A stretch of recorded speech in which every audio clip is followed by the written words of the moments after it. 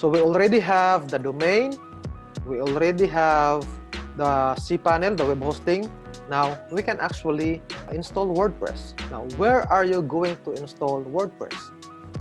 In your cPanel dashboard, just scroll down to this one, Softaculous.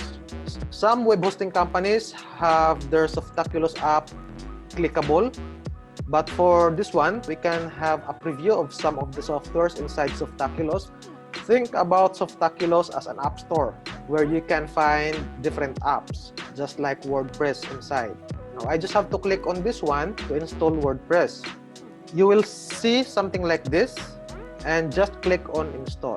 Now, it will ask you to enter some configuration or set configurations. You can leave everything as default, but in directory, make sure that you don't have anything here unless you want your website to look like techworkstraining.wp.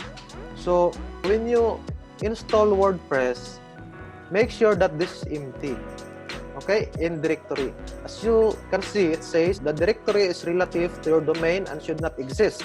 To install at this domain, my domain /dir or directory, just type dir, something like that. If you want your WordPress installation to be located at dir, if you want your WordPress to be installed on the root folder so that you are able to access just techworks.training as a website itself, as the main directory for your WordPress installation, leave this option empty. Okay, so you can set your site name, for example, TechWorks Training, and then e-commerce digital trainings with Bert Padilla.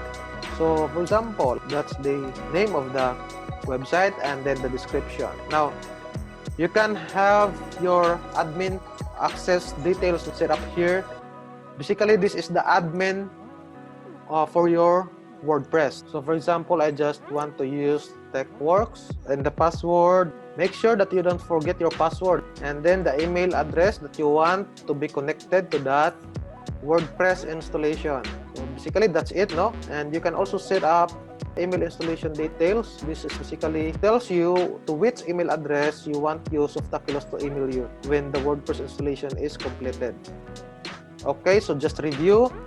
This one are all default, and leave this empty. Now, if you have multiple domains in your cPanel account, like if you are going to add or park some domains, make sure that you select the right domain where you want to install WordPress. Now, for now, just install WordPress with HTTP. That's for a start, because you can set up HTTPS later. Otherwise, if you select HTTPS, it's going to have an error. Okay, so it's all good. Now let's install. I have now WordPress. It says here, WordPress has been successfully installed at techworks.training. And this is the admin link. Basically, you just have to save this one too. Make it sure, guys, that you have a copy of everything. Now, let's try if we can access techworks.training. Okay, there you go. It's live now.